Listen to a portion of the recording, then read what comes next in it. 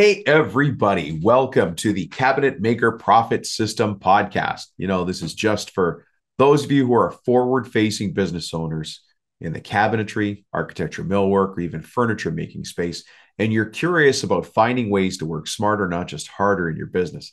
Today, we're going to be talking about tire kickers. And if you've never heard about tire kickers, you've probably seen them around, smelled them, felt them, understood that they were in the area, but never knew what to do about them. Today, I want to dig into that problem. And we're going to do that by telling a story about somebody who took over a cabinet shop from somebody else and how that impacted them when they started chasing tire kickers. It's a big problem. Tire kickers are one of the biggest time wasters, and they are of the worst kind because they don't care about your time at all. We're going to talk about that. For this show here, Cabinet Maker Profit System, I help contractors get back in control of their construction or contracting business. If this is your first time listening, I'm very glad you're here. You might be curious about growing your business, the business side of this cabinet shop, but you're saying, look, I don't know where to start. Well, that's exactly what I show you here on this show. We do that through expert interviews, through discussions that I have with other people in the business, in the industry, and through sharing stories and situations that I've run across as a business coach specializing in working with cabinet makers, architecture millworkers, people in the closet industry, furniture makers, etc. I do that by showing people how to use simple systems. That's the goal of the whole show. The whole show is about the simple systems of running your business like a business. And those simple systems show up in three places, in the office, on the job site, or in the shop. Look, the truth is you don't need a lot of time or a business degree to build a profitable and solid construction business. You just need simple systems and some new ideas to old problems. That's why this podcast was created. Now, it doesn't matter if you're a family business, if you're a partnership, or you're running this business solo, because you already know how to work hard. That's what got you here. Working hard got you here. That hard work, somehow in your mind, you've said to yourself, I got to start working smarter. Well, that's what the show is about. So even if this sounds a little bit like you, I think you're going to love this show. Tell you what we talk about on the show is for cabinet shops, wood shops that are 6 or 7 employees or more, if not 10 and 20. Now, if you're a little bit smaller than that, that's okay too. You're just going to be challenged a little bit more because this is the business of running a woodworking business. Look, in my regular life, when I'm not hosting the podcast, I run a business coaching company, that specializes in working with business owners like you. Kind of company that you've got where you said, hey, I'm actually trying to grow a business here, but you're stuck and you might feel a little bit frustrated. So I use strategic planning, business coaching, and some other tools to help people over those hurdles so they can make more money, have more time off, and have a balanced life. Today's guest, as I said, is a story about a cabinet maker who took a business over from her father, unfortunately, when her father passed away. And we're going to talk about how to stop wasting time on estimates that will go nowhere. And you know those. They're the most frustrating kinds of estimates. And you still have to do all of your work bidding on them. And at the end of the day, you don't get the job. You knew you weren't going to get the job, but the time you took to do that work took you away from your son's practice, taking your son to soccer practice, just being home in time for dinner, maybe going and doing something with your buddies, maybe being home on time with your wife, maybe being home on time so your wife could go do something she's been waiting to do all day. And that estimate that you worked so hard on, the tire kicker never even looked at. Let's get to the episode. We'll find out how to solve this.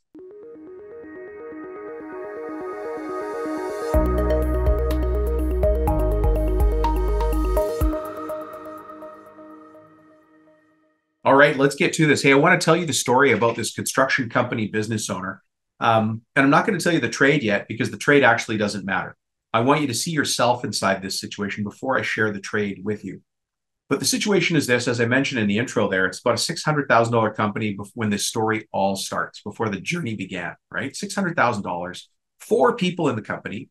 And so what I like to do is I use a little bit of quick math. That quick math is every person in your company should be worth $150,000 in revenue per full-time employee, right? So if you've got 1 employee in the company, that won't work because as 1 employee, probably you got to be doing around 300 grand, but you can hire a second person and now you're at 150,000 per full-time employee. And the reason that works is pretty simple and pretty rough. This is really banker's math, and it's banker's math on the golf course.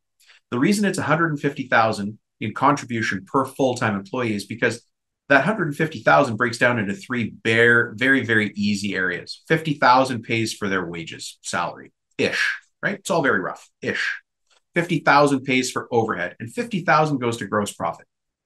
Some of you are laughing. You're like, Rubino, I'm running this company without gross profit. So how do you feel about that? Well, I don't feel very good, which is why you're listening to the show. But that's how bankers and people like myself and business analysts come up with that very rough number. It's a rough number. It's definitely the start of the conversation, but it's a place to sort of imagine you're climbing a cliff and you need to find a handhold. You put your hand on that first, and then you pull yourself up and look around. There's a good analogy, right? So 4 people in the company doing about 600 grand, which is 150,000 in revenue per person. Kind of cool. But this company had no profits, 600,000 in sales, but the owner wasn't taking home profits and quite often missing out on taking home their own salary, their own wages. They would skip their own wages, of course, to make sure everybody else got paid. But even though that sounds like a hero, you don't have to do that. Let's find a way for you not to do that anymore. This is not the way life should be going for you if this is what's happening right now. It's not what we want. Anyways, no profits, bad deals. And I don't mean bad people. I just mean they were being pulled in directions by this customer wants this. We don't really do it, but in this case, we'll do it. And then the company's not set up to do that. The tooling's not set up to do that. The employees aren't really trained to do that. So they do their best, but they kind of schlub their way through it, if that makes sense. Have you ever found yourself in that situation where you do one trade and somebody, a customer, says, well, while you're here, can you also do this thing? Like while you're pouring our concrete slab, can you also put up the posts for our fence? It sounds like it's the very same thing, but it's not. And it gets you in trouble. I use that example, but you may have other examples of your own, right? They were driving all over town, customers and jobs driving them absolutely nuts and busy, but not making money. And this is a painful one. I don't know if any of you can relate to this. I certainly can, because it's happened to me many times in the past until I got my poop in a group, taking money out of my home equity line of credit to fund the business. And that's a hole that just keeps digging. That also, by the way, lends itself to very nice and calm and peaceful conversations at the kitchen dinner table when my wife says, hey, honey, how's things going at work? And somehow I got to weave that conversation back to, we got to take out some money against the house. Not a fun place to be. Have you ever been there? Today, I'm going to show you one of the steps to stop that from happening or to reverse that if it is happening to you. Now, let me tell you a little bit more about this company, because you see, it doesn't matter what trade they're in. It doesn't matter who the person is. It doesn't matter where in the country or the world they are. If you've already found some similarities in that story, then this story is just going to help to put a little exclamation mark on it. This is a woman named Leanne who took the cabinet business over from her father when he passed away. Okay. She is not a cabinet maker. She found herself suddenly running the family business after Pops passed away. And so she was in a very tough place, very, very tough place. Just a second ago, I told you she was driving all over town. She had a designer who was also driving all over town. So you've got 2 people, 2 important people in the company driving all over the place, right? The designer wanted to see every single deal, good, bad, small, large, 2 hours outside of town, 10 minutes from the shop, everything. Are you doing that? Are you going to every single deal that calls you or contacts you because you need that business? I got to keep my guys working. Leanne found herself in that situation, but she knew it was insanity. And I think she also knew it because she wasn't from the industry, if that makes sense. So she found the craziness right away because she just found herself in that situation. You know, there's a story that I've heard. I'm going to botch this one, boys. I'm going to botch it really bad. There's a story about the frog and the boiling pot of water. And the story goes like this. If you take a frog and you try to put it into a boiling pot of water, the frog is going to jump out right away because it knows that the boiling water is bad. That's not the environment for the frog. It likes water and it likes to be in a cozy container for sure. But the boiling water, not an ideal situation. So the frog tries to get away. But if you take that same frog and you have a pot full of room temperature water and you just pop the frog in there, the frog will stay there very comfortably, thinking it's safe. It's safe because it's in the water. It's safe because it's in a little container. It's safe because it can see everything around it. And now, horribly, if you decide to go turn on the burner, that frog will never jump out, even though the environment around it is getting hotter and hotter and eventually going to kill it. That's why she was able to see, I think that's why she was able to see the situation she was in is because she didn't start in a pot of cold water. She jumped into hot water right away. Okay. If you find yourself in that situation where all around you things used to be okay, but it's falling apart, you're too busy. You're not making enough money. You're not taking home even your own wages or salary. You're taking time away from your family, time from your family. Then we need to do something about that. Actually, this whole thing, I'm going to jump ahead a little bit before I jump back, if that's okay. There's questions you can ask these things called tire kickers. There's people out there who are tire kickers. If you've ever thought that you're dealing with tire kickers or time wasters, then at some point today, I'll forget. If I forget, I don't know. How do you remind me? It's a podcast. Send me a text, 315-903-7853, and say, Dom, that thing you forgot about, can you get me that thing? And then we'll know. No, there's got to be a more elegant way than that. Just say tire kickers. And I'll remember to get you that document. We're actually going to talk a little bit about it today. I'll open it up here in a second. By the way, if you're listening to this as an audio, you can watch it as a YouTube video. If you're watching this as a YouTube video and you're like, hey, why is Rubino looking all over the place? It's because I have lots of documents open here as reference. I have to make sure that I call her Leanne and not her real name because I don't like to use people's real name here to tell these stories, good, bad, or indifferent. Her story actually ends up really, really good. From 600 grand to just under $1 million inside of, just call it a year. So just inside of 12 months. Anyways, the lesson that had to be learned is they were going to all jobs. They were being pulled in a million directions by bad customers, not bad people, just bad customers. And we had to find a way to stop working with tire kickers, time wasters, people that I like to call Seymour. Hey, for those of you who like the dad jokes on this show, I've just introduced a new one. You can have this language inside your company where you can call people a Seymour, right? A Seymour is somebody who just wants to always see more, but they're never actually going to make a decision. We call those people Seymours. And so you can always say Mr. and Mrs. Seymour. Those are the people who do that. There's also, by the way, if you want to keep it funny, there's also Mr. and Mrs. How much is it? Do you know Mr. and Mrs. How much is it? They're actually a signal that you're talking to the wrong person. Mr. and Mrs. How much is it? Tell me how much it is. How much is it? That's Mr. and Mrs. How much is it? So please feel free to take those back when you're doing training with the designers, the engineers, the estimators at your company. Are you dealing with Mr. and Mrs. How much is it? Or are you dealing with somebody named Seymour? They want to see lots of data, lots of information. They're just going to burn your time because it's free. They're very, very interested in all of the technical details. They're never going to make a decision to save their life. Time to cut those people loose. I'll show you how here today. Let's go into the situation. And I've had these situations myself. So tragically, I've had to learn to get ice water in my veins, a hardened shell. I still deliver it with a smile. I still find things out with a smile, but I've got to really figure things out properly. Really, really, really. Here's what happens. I used to get a phone call. It's a hot lead, but they can only meet on Saturday morning. And so I arrange with my sweet, understanding wife that the kids are going to be taken care of on Saturday morning. And I promise her I'm going to be back before noon. Does this sound familiar to you? And then I drive way outside of my normal service area, but I really need this deal. I have to keep my guys working. We need the cash flow. We need this deal, right? I get there. I knock on the door. It's Saturday morning. Did I come too early? So I knock on the door again. Finally, somebody answers. And, they're in their pajamas. They're rubbing their eyes. Their hair's all over the place. They look like a dog's butt. And I get this statement. Yeah, go ahead. Look around. Tell me what you think it's going to cost. I want to tell my landlord. What kind of voice would be screaming inside your head at that point? Inside of my head, I'm channeling the spirit of Tony Soprano. Of course, I'm still smiling. But I just got, kicked over by this guy, and I let it happen. How many times does that happen to you? Maybe not that same situation. Maybe you get a situation where you get a phone call. It's a hot lead, right? Back in the same place. And I've talked to one of the parents in the house, right? Let's just say it's the mom. On the phone, she says something like, I want to replace her deck, and I'd really like to get a new hot tub slab, something like that, right? And when I ask her what her budget is, she says, just tell me the price and I'll let you know if you're in the ballpark. Huh? Immediately, my inside voice kicks in. I'm like, what? You want a hot tub slab and you want me to repair the deck, but before I see it, all you want to talk about is the price?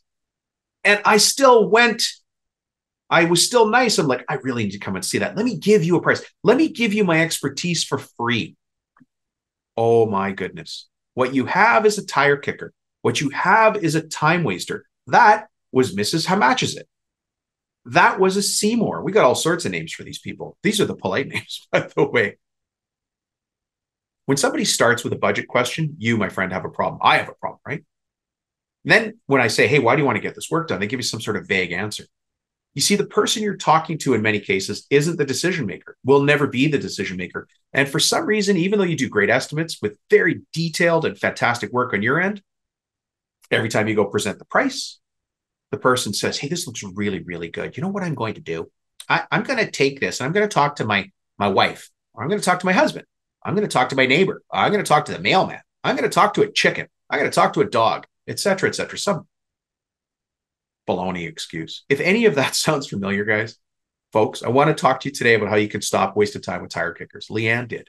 And you know what we figure? She saved 20 wasted meetings a year just by stopping going on bad appointments on Saturdays alone. 20 Saturdays she was taken away from things. 20.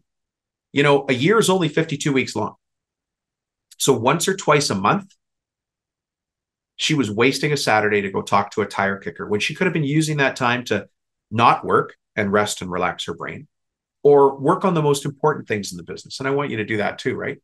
And by the way, it was easy to do the math. We just looked back through her online calendar, and then we added up how many times a week she went and drove to somebody who wasn't well qualified, who wasn't serious, wasn't ready, didn't have the money, just wanted a random price. And it was a real kick in the teeth to do the math, but it had to be done. Have you ever done the math? Maybe that's the only realization you need from today is just go back and think about the last 5 deals. Were you dealing with the right decision maker? Did they have the budget?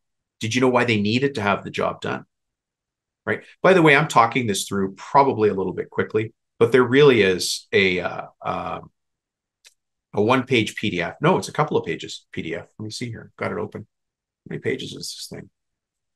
You should get it so that you can look through it. And then when you look through it, you'll be able to walk through it piece by piece and take notes. I'm a big fan of taking notes. I want you to take those notes. So how many pages is it? I think it's 4 pages. No big deal. Right. So it's not that big, but it's important. In the document, I describe who is a tire kicker. How do you recognize a tire kicker? And 5 questions I have to ask myself and be brutally honest. I have to be brutally honest about it. And then there's a section here on page 3, the questions to ask or facts to find out, right? I'm scrolling through this if you guys can see me on the screen here. And then you have to also be willing to walk away from bad deals if you get bad information. The reason you're asking these questions is because your time is valuable. You're a very important person. You're skilled in your trade, which is why they called you, which is why you picked up the phone, which is why you're still in business, which is why you're listening to this show, because you want to get better. You can't afford to waste your time because you can only deal with the very best customers who have the right kind of problem, because you can always provide the right solution to the right customers. And for that, in return for that, you get paid. Right? That's what you do. You get paid. You want to know what the customers are, not the customers, I'm sorry, the questions are that I have to ask myself. Then this is going on while I'm on the phone with this lead, or maybe I'm at a trade show. I have to ask myself these questions. And the first person I have to be harsh and brutal and unwavering with is myself. I got to be hard on myself first. I have to put myself through the meat grinder so the world doesn't. Because my time is valuable. Because your time is valuable. Because you're an excellent person who's thinking about growth. Most contractors don't listen to the show, folks, as you know. We've talked about this before, right? There's millions of contractors across North America. More when we add in Australia and the UK and all the other, New Zealand, other countries that listen. Millions. Out of those millions, maybe there's only tens of thousands that listen to the show. Out of those tens of thousands, maybe there's only 10,000 that are going to hear this message and do something with it. Out of the world. And so if you're here listening to this, you've decided to take a step and do something different in your business. That's all I want you to do is take one step different. So think about these questions. There's 5 of them. I want you to think about these while you're on the phone with a person or again at a trade show. Is this person, or maybe a general contractor, by the way, if you're dealing with commercial work, it's the same set of questions, right? But is this person my ideal customer? Are they my perfect customer? Now, if you're saying to yourself, Dom, I'll take anybody's customer. They can fog a mirror and cut a check. They're my perfect customer. Stop. That's not your perfect customer. That's a customer. That's a potential customer, but it is not your ideal customer. Your ideal customer lines up Imagine that you're holding a long range sniper rifle, or if you're those of you that hunt like I do, right? You've got a nice hunting rifle set up, you've got a beautiful gun, a great scope on it, you've got a steady rest. Well, you want to line up the front reticle, the back reticle, and the muzzle of the gun in the same place. I want you to line up your team's skills and talents with your machinery and tooling, with what your business is set up to do. It's that same thing. Line those up perfectly. And when you can do that, you've got the ideal customer. I can't answer that for you here on a podcast, but if we ever get a chance to talk, that's exactly what we'll talk about. Because a lot of these problems come back to understanding your ideal customer. Those of you who have ever been on the, there's a workshop we do on time, team, and money. And under the heading of time, we talk about your ideal customer. Some of you are on the waiting list, waiting for us to run another one. So thank you for your patience on that. But here's the first question. Is this person my ideal customer? Second question, have they already done their research and know a little bit about the project they're asking you to do? Just a little bit. They don't need to know a lot because that's not their job. They don't know how to pour a slab. They don't know how to paint a house. They don't know how to rewire something, replumb something. They don't know how to change a hot water tank. You do. You do. That's your job, right? They don't know how to roof a house. They don't know how to do flat membrane roofing on a commercial property, but you do. But they should have some sense of the project, right? Here's the next one. I have to ask myself, do they have an urgent need? Let me ask you, why do we want somebody who has an urgent need? Why do I want a customer whose hair is on fire? They need a solution now. They need this fixed now, and for a really good reason. In the residential world, the really good reason might be my mother-in-law is about to move in. In the commercial world, we can't get our occupancy permit, or the lease says we have to get the tenant in there by X date. Those are urgent needs, right? Whatever your situation is, it is. But find out why they need it now. Now, why is now important? Actually, here's one of my favorite questions to ask. Let's use a residential example, and let's use a residential renovation example, but this will work for all situations. Let's say that I'm looking at somebody's basement suite and they want to change the kitchen, update the kitchen. It's 70s kitchen. There's a green shag rug. There's avocado colored appliances and all that stuff. I'm going to walk down there. We're going to, talk about the project, talk about the scope, talk about their dream, what they want to do. And then I'll say this very blunt but dumb. It's a dumb question. When you hear it, you'll be like, Rubino, do you really ask that? Yes, I do. I want you to ask this same question. Hey, Mr. and Mrs. Jones, why are we renovating this perfectly good kitchen now? I mean, it works. I know everything's avocado. I know you've got shag rug in the bathroom. I understand all that, but why? I mean, you've been living in here for this long. Why now? Followed by silence. I did that on purpose. Why now? They're going to tell you why. Their why will drive the deal.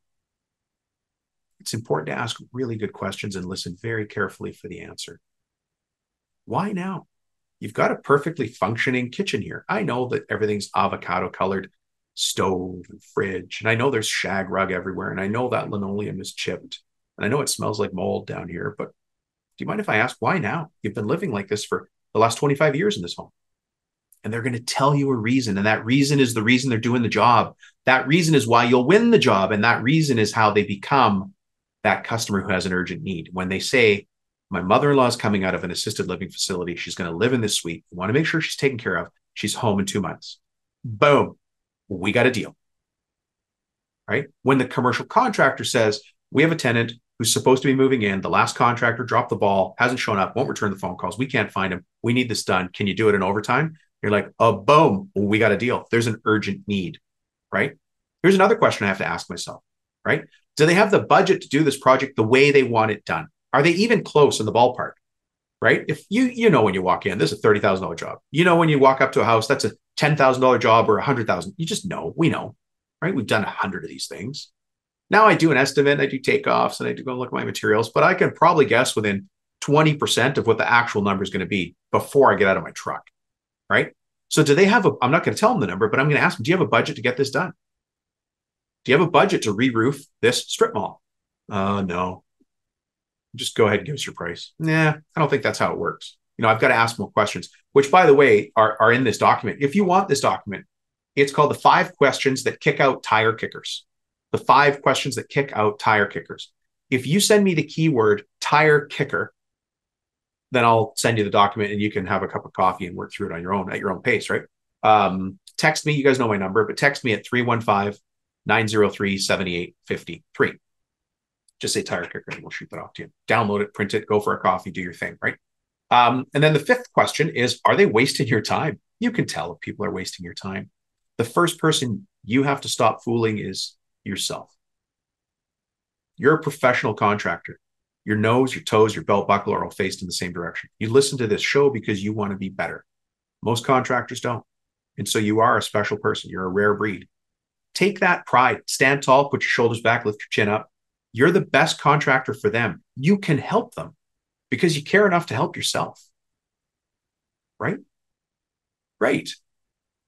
But you have to value yourself first. So, by the way, these aren't questions you ask the customer. These are questions you ask yourself. We're still on page 2 of that document, by the way. When you get to page 3, I break it down into 6 different categories of questions you have to ask. There's just 6. And once you start to really know the system, because this is a simple system, dead simple. If you go off the system, things don't work. But if you stay with the system, it works like a charm. Once you start to know the system, I said there's 6 different areas you have to ask questions. A lot of them slide over each other, right? Sometimes the budget question slides over the need question, and sometimes the need question slides over the timing question. Let's go back and use the residential example. Why do you need to update this perfectly fine kitchen in your basement? Well, that's a need question, right? Why do you need to do it? And they say, well, because my mother-in-law is moving in 2 months. That's a timing question. Do you see there? It's a very, very simple system. The problem is it's very easy to overcomplicate things. Trust me, I can overcomplicate stuff. Overcomplicating things is how I put myself to sleep at night. But it's much harder. It's much harder to keep things dead simple. And that's what I want you to do. So anyways, this system will help you keep it simple. Let's go back on need and talk about commercial, because I talked about residential there. I know you're all envisioning this green basement from like that 70s show, right? Green shag rug, old appliances and stuff like that, moldy, musty. There's still a dartboard in the corner, a Pilsner sign over the old bar. They don't use it. The bar is padded like it's upholstered, that kind of place. We've all seen it, right? Schlitz, whatever the beer is from old beer. On the commercial side, I want to ask the GC, when does the job need to be done? And is this need coming from the builder? Is this need coming from an inspector? Is this need coming from an insurance company? And then I want to ask, what happens if this job doesn't get done on time? They're going to tell you if you ask. It's up to me to ask those questions. Leanne started to ask those questions. Leanne turned a $600,000 business that was barely hanging on by its fingernails, where she wasn't taking home enough money, into a $1 million business, and still growing, by the way, still growing very nicely. And she takes home a salary all the time. There's profits in the business. We're pricing profitably. We've had to change how the designer agrees to go out on jobs, because the designer has been there for a long time, was there when the dad was there, wants to go see everybody. She feels it's her duty to help everybody and give them the cheapest price possible. The new owner, Leanne, wants to make money at this. Is that so bad? No, not at all. And you can do the same thing. I want you to do the same thing. Anyways, when we break down these questions, it's actually it's a 1-page grid of questions. So I suppose if you had the download, you could, print it and just keep page 3 right in front of you by your phone or in your clipboard, something like that. But once you ask these questions, you change the power dynamic, right? You're the one in charge. You've actually got the questions to ask. I don't know if you're like me back in high school, but this is exactly what I thought when there was an exam, like a final exam in science or geography or something like that. I'd always be looking around with my buddies and like, geez, I really wish I had the last year's exam so I knew what the questions were going to be. That's me with my voice cracking at the age of 16. Were you ever that guy? Because I was. Okay, well, let's take it forward into the real world. My friend, you already know what the questions are going to be. They are the 6 things I'm outlining in this document. You already have the answers to the exam. The exam is real life. The exam is getting the job. Once you have the questions, because people always ask the same questions, you already know how to answer. Once you know how to answer those, you can then pick and choose the right jobs. Boom, done, right? So go back to Leanne. How did it change her life? Well, she stopped wasting her time on those 20 Saturdays she gave up. We started focusing on profitable jobs that were close to the office, that lined up with how her company was operating. Her people were trained a certain way. Her machinery was set up a certain way. For you, it might be your tools, right? It might be the type of product you carry if you're in HVAC. It might be the type of roof pitches you deal with if you're in roofing. It might be the type of neighborhood you deal in if you're in remodeling. Like, we all have a different trade. That's fine. But let's run it like a business. Let's run it like a business. Anyways, I would love for you to have this, and just shoot me a text if you want to. By the way, this whole thing reminded me that if you're interested at all in learning more of this, we are putting together a wait list for a free training. The free training, we changed the name, by the way. It's now called Time, Team, and Money Masterclass. But you got to get on the wait list, because once we have enough people on the wait list, then we put out a date, say, okay, we're going to run it. So to get on the wait list for the masterclass, just send me a text. This is the easiest thing in the world, right? While you're driving, don't do it. But as soon as you pull over, just shoot me a text. And the number is 315-903-7853, and say masterclass. Masterclass. It sounds like a superhero name. And then you can join us in the masterclass. It's a little over an hour. We run through the key elements of time, team, and money. Just like here, we're talking about time wasters, stopping your time wasters, right? They're throttling your business because you're leaving your kids at soccer practice.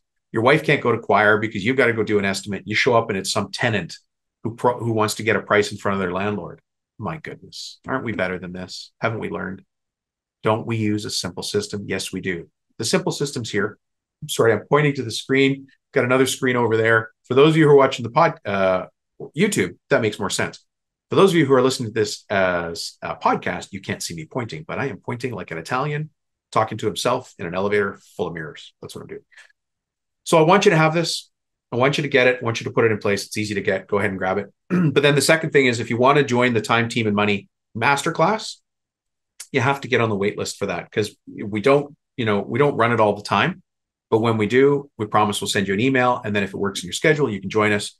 It's a little over an hour for the training. It's actually 3 days of training, but I condense it down by, this is a little too much info if you're okay with it. I condense it down from 3 hours into about an hour and a half. And the way that I do that is, I've been teaching and training people in business for a long, long time, since the year 2000, right? So 23 years now. We use a lot of images, pictures. Now, the beauty for you is, while you're watching the training, just take a picture with your cell phone. You've got all the slides. Boom. You don't even have to wait. But I'm going to show you more depth than we can get into on a podcast, because everybody will be there watching, a Zoom webinar type training. You can just sit back, have a hot cup of coffee, and it'll still be warm by the time we're done. But join us. You're going to learn more. Love to have you. Great to meet you face to face. That would be nice, right? I'm sitting here talking to a computer screen in my office while other people are doing other stuff out there. But I do look forward to that one day. So let's leave this here. Let me go back to the original point of today's episode. I wanted to tell you about Leanne and how she turned around a $600,000 business that she took over from her father. She's not a cabinet maker. She took it over from her father. And right away, she was able to turn it into $1 million business by putting in little simple systems like this, right? It's not rocket science, but it is based on simple systems applied the right places in the right ways. So anyways, thanks for checking in. Send me a text, 315-903-7853. And we'll talk when you do that. All right. Have a great day. Thanks. Okay, let's do this. Hey, let me start off with a quick dad joke. I want to get your mind open to the opportunities that the world provides. And thanks again for listening to that episode on tire kickers. I hope you got a lot from it. If you want that tire kickers document, text me and get it, so you're not stuck. And maybe you want to share it with your designer or somebody else in your company that's doing estimates for you. The tire kickers exist, as we know, in both commercial and residential work. So either way, if you need that tire kickers document, shoot me a note, get the document, and then you'll have it in your library, your inventory of SOPs for your company. And I know I've mentioned it before, but the cell number is 315-903-7853. All right. We're going to dissect a simple system here together. And the simple system is actually the background story for what myself and my coaches do when we work with a business coaching client, a business owner like yourself. You might be curious. You might go, I don't even know. Dom mentioned that he does business coaching. I've heard he does business coaching, or somebody else that's worked with me. And you're like, what goes on in the back of that guy's head? Well, we're going to dig into that today. And the reason I want you to see that is because there is a blueprint we follow. It's not random. I know on the show I laugh and I joke and I goof around, but I actually follow a series of simple systems myself. And those simple systems are how to turn around a business while that business is still running, right? Or as I sometimes say, how to repair and fix an airplane while you're flying it. So there's a simple system for that. It's a system I've been trained in for many, many years. It started off way back when I learned all these lessons from a gentleman in Australia, multi-millionaire, if not a billionaire in Australia. But before we do that, let's get into some dad jokes. And you guys know that I love the dad jokes. I love to deliver them. I love to deliver them poorly. And I want to hear your stories about crashing and burning even worse. So let's get some dad jokes going so we can open up your mind to the possibilities here, the possibilities that exist before you for where you can take this business. But you can't do that unless you're in a creative mindset. You know, the logical mindset of doing estimates and checking payroll and going after punch lists. All of those things are logical, and I need to get you into creative headspace. In order to do that, I want you to laugh and smile. In order to do that, I'm going to tell you some jokes and fall on the sword. If I do it badly, I want you to do it better. You ready? Here we go. So imagine, of course, I'm standing on stage. Jerry Seinfeld has opened for me. And I walk, big thunderous applause. And they say, Dominic Rubino, welcome to the stage. And here's my opening joke.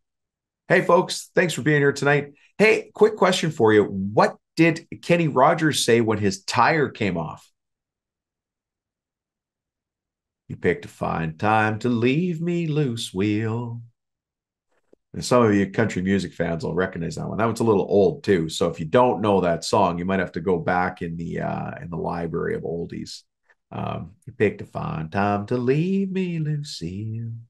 Anyways, listen, speaking of old times, folks, I remember when I was a kid, you could fill up a flat tire with air for free. Now it's $1.50, maybe even $2 when you go to the gas station.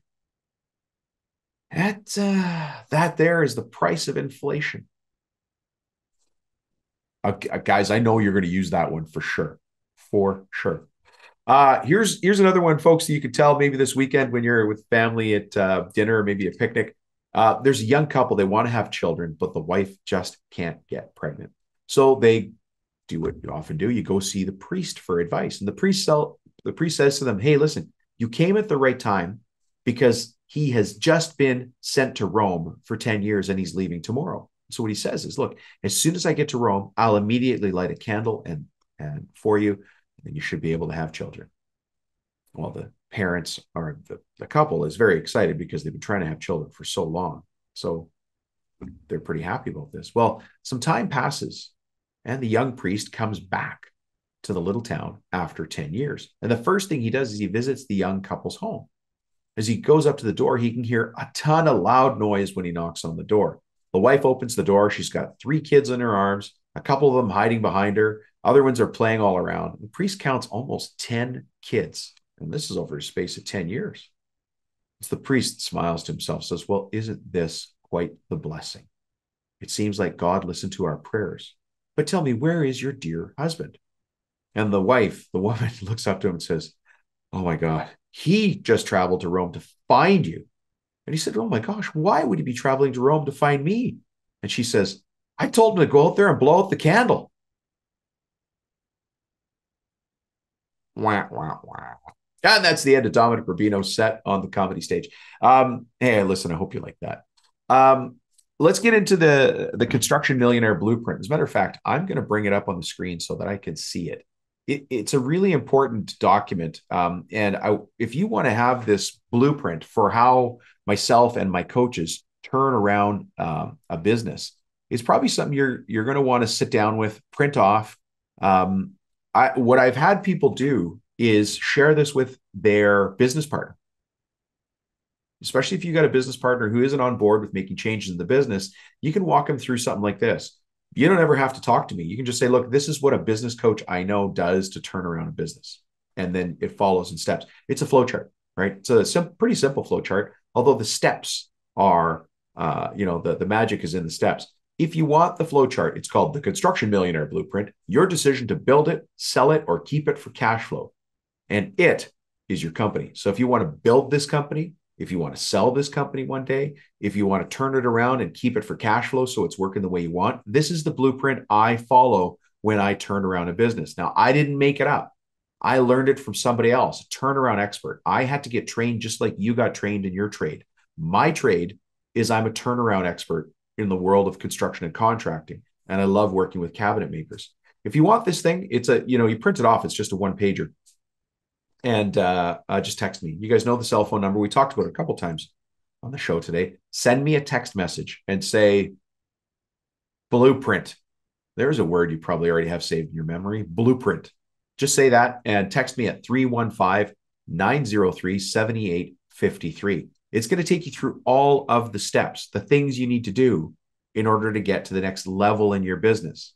It's like I said before, it's not magic. I actually follow a set process to do this, and I want you to have that set process as well. So go ahead and text me at 315-903-7853 and say blueprint, and then I will send you off the blueprint. It runs through everything, and lots of things that you've heard about before on the show. The owner's mindset and goal setting. What's a SWOT? SWOT. Have you done that? Internal communication. Looking at your best clients. Making sure that you've got the right people on your team who aren't pulling you back, et cetera, et cetera. Those are just the first 3 steps. Anyways, have a look at this thing. Send me a text message. Say the word blueprint. Send that text to me at 315-903-7853. Thanks for checking in, folks. I appreciate you being here. And I look forward to the day you and I can have a coffee or a beer across the table from each other and shake hands. Thanks.